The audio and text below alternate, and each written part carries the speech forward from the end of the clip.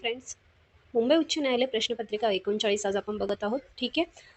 तर मराठी व्याकरण विशेष सराव आपण याच्यामध्ये घेतलेला आहे. सगळ्या पदांसाठी अत्यंत उपयुक्त अशी प्रश्नपत्रिका आहे. काही कमी दिवसच आपल्या परीक्षेसाठी बाकी आहेत. ओके. तर आजचा आपला पहिला प्रश्न बघा. हा, ही, हे आणि ह्या खालीलपैकी कोणत्या प्रकारची सर्वनामे आहेत? तर बघा, ही जी सर्वनामे आहेत ती दर्शक सर्वनामे आहेत. ओके. जवळची किंवा दूरची वस्तू दाखवण्यासाठी यांचा वापर केला जातो. तर पुरुषवाचक सर्वनामे कोणते आहेत? तर मी, तू, तो. संबंधित सर्वनाम कोणते येणार बघा? जो, जी, जे. ठीक आहे. प्रश्नार्थक येणार कोण, काय. ओके. पुढचा प्रश्न बघा दुसरा. घरोघरी या शब्दाचा समास ओळखा. तर याचा आपल्याला समास ओळखायला लावला आहे. तर बघा, असे प्रश्न खूपच येतात की समास ओळखायचा आहे. तर घरोघरी हा जो आहे अव्ययी भाव समास आहे. तर बघा, का आहे हे आपल्याला समजून घेणं महत्त्वाचं आहे. यातले पहिले पद जे असतं या समासामधले, जसं बघा घरोघरी याचा अर्थ असतो प्रत्येक घरी. यातील पहिले पद हे क्रियाविशेषण असते. ठीक आहे. आणि दुसऱ्या पदाची जी द्विरुक्ती होते म्हणजे पुन्हा ते पद घेतले जाते आणि त्यापासून जो समासिक शब्द तयार होतो त्याला अव्ययी भाव समास असे म्हणतात. जसं गावोगावी, घरोघरी, गल्लोगल्ली. ठीक आहे. तत्पुरुष समासमध्ये दुसरे पद हे महत्त्वाचे असते. बहुव्रीही समासामध्ये बघा दोघी पदे गौण असतात. तिसऱ्याच कोणत्या तरी गोष्टीचा म्हणजे पदाचा हा त्याच्यामधून निर्मिती होते. किंवा हा प्रश्न बघा काय विचारलं आपल्याला, बटाटा हा शब्द मराठीतून कोणत्या भाषेत आला? तर बघा, बटाटा हा जो शब्द आहे तो पोर्तुगीज या भाषेमधून आपल्या मराठीमध्ये आलेला आहे. त्याचप्रमाणे पोर्तुगीज भाषेमधून बघा आपल्यामध्ये कोणते शब्द आलेले आहेत. पोर्तुगीज भाषेमध्ये पगार, हापूस यांसारखे शब्द सुद्धा आलेले आहेत. ठीक आहे. पुढचा प्रश्न बघा चौथा. वा काय सुंदर दृश्य आहे हे. या वाक्यातील वा हा शब्द कोणत्या प्रकारचा आहे हे आपल्याला विचारलेलं आहे. तर बघा, वा हा जो शब्द आहे हा केवल प्रयोगी अवयव आहे. ठीक आहे. ठीक आहे. तर केवल प्रयोगी अवयव म्हणजे काय? तर मनातील उत्कट भावना व्यक्त करणाऱ्या उद्गारवाचक शब्दांना केवल प्रयोगी अवयव असं म्हणतात. ठीक आहे. तर बघा, शब्दयोगी अवयव जे असतं ते नामाला जोडून येते. जसे झाडावर. ठीक आहे. उभयान्वयी अवयव बघा कधी असतो तर पण, पण आणि असे शब्द जे असतात ते उभयान्वयी अवयवमध्ये येत असतात. ठीक आहे. पुढचा प्रश्न बघा पाचवा. नाउमेद या शब्दाचा समास कोणता आहे?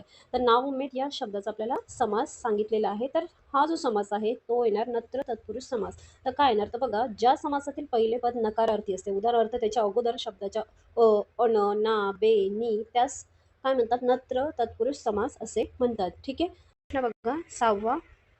आईसारखी आईस या वाक्यात कोणता अलंकार आहे? तर बघा, आईसारखी आईस या वाक्यामध्ये जो अलंकार आहे तो अनन्वय अलंकार आहे. तर का बरं? बघा, जेव्हा उपमेयाला म्हणजेच आई या शब्दाला दुसऱ्या कशाचीच उपमा देता येत नाही तेव्हा उपमेय जेव्हा उपमेयासारखेच असते तेव्हा अनन्वय अलंकार होतो. ठीक आहे. तर आईसारखी ही आईस त्यामुळे इथे अनन्वय अलंकार होत असतो. ओके.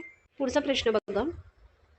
मुलांनी अभ्यास करावा या वाक्यातील विद्यार्थी वाक्याचा आज्ञार्थी वाक्य करा. तर हे जे वाक्य आहे ते विद्यार्थी त्याचं आपल्याला आज्ञार्थी वाक्य करायचं आहे. तर बघा, याचं आज्ञार्थी वाक्य कसं होणार?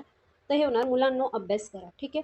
तर आज्ञार्थी वाक्य कधी होतं? ज्याच्यामध्ये जेव्हा आपण आज्ञा करतो, आशीर्वाद देणे, प्रार्थना, विनंती किंवा उपदेश करतो, या सगळ्या गोष्टींचा जेव्हा त्याच्यामध्ये बोध होत असतो तेव्हा ते वाक्य आज्ञार्थी वाक्यामध्ये येत असतं. ठीक आहे.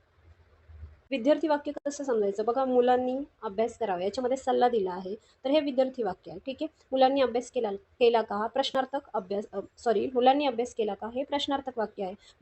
मुले अभ्यास करतील हे जे आहे ते भविष्यकाळातील विज्ञानार्थी वाक्य आहे. ठीक आहे. तर त्याच्यावर प्रश्न बघा आठवा. सिंहकटी या शब्दाचा समास ओळखा. तर सिंहकटी या शब्दाचा आपल्याला समास ओळखायला सांगितला आहे. खूप महत्त्वाचा प्रश्न आहे. बऱ्याच वेळेस या बॉम्बे हायकोर्टच्या एक्झाममध्ये आलेला आहे. सिंहकटी या शब्दाचा अगोदर आपल्याला अर्थ माहिती असला पाहिजे. सिंहकटी याचा अर्थ असतो बारीक कंबर असलेला किंवा कंबर असलेली. तर याच्यामध्ये बघा बहुव्रीही समास होतो. तर का बरं बहुव्रीही समास होतो? तर बघा, ज्या समासातील कोणतेच पद प्रमुख नसून त्या पदाच्या अर्थापेक्षा वेगळाच अशा वस्तूचा किंवा त्या व्यक्तीचा त्यामधून बोध होतो तेव्हा त्या समासाला बहुव्रीही समास असे म्हणतात. ठीक आहे. तर बघा, अव्ययी भाव समास असतो तेव्हा पहिले पद महत्त्वाचे असते. द्वंद्व समासमध्ये दोघं पदही महत्त्वाची असतात. तत्पुरुष समासामध्ये दुसरे पद महत्त्वाचे असते आणि बहुव्रीही समासामध्ये दोघी पदांपैकी कोणतेच पद महत्त्वाचे नसून दोघे गौण असतात. तिसऱ्याच पदाचा अर्थ होत असतो. ठीक आहे. तेव्हा बहुव्रीही समास होतो. ओके. पुढचा प्रश्न बघा. खालील वाक्याचे होकारार्थी वाक्यात रूपांतर करायचं आपल्याला. ठीक आहे. तर बघा, वडीलधाऱ्या माणसाचा अनादर करू नये. तर याचं आपल्याला होकारार्थी वाक्यात रूपांतर करायचं आहे.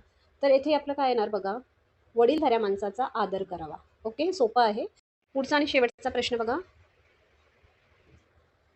संयुक्त वाक्य ओळखा. तर आपल्याला संयुक्त वाक्य हे ओळखायला लावलं आहे. तर याच्यामधले बघा, ऑप्शन क्रमांक बी हे संयुक्त वाक्य आहे. तर का? लोक आपली स्तुती करोत किंवा लोक आपली निंदा करोत. तर बघा, जेव्हा दोन किंवा अधिक वाक्ये किंवा उभ्याने अव्याने जोडली जातात त्यास संयुक्त वाक्य असे म्हणतात. इथं किंवाने जोडले आहे म्हणून हे जे आहे ते संयुक्त वाक्याचं उदाहरण आहे. ठीक आहे. वाक्यामध्ये बघा, आणि, व, शिवाय, पण, सबब असे उभयान्वी अव्यय हे जोडलेले असतात. ठीक आहे. असे जेव्हा उभयान्वी अव्यय असतील तेव्हा ते संयुक्त वाक्य असतं. ठीक आहे. तर बघा ही जी PDF आहे ही तुम्हाला डिस्क्रिप्शनमध्ये याची लिंक मिळून जाणार. ठीक आहे. व्हिडिओ आवडला असणार तर नक्की लाईक करा, चॅनलला सबस्क्राईब करा. थँक्यू.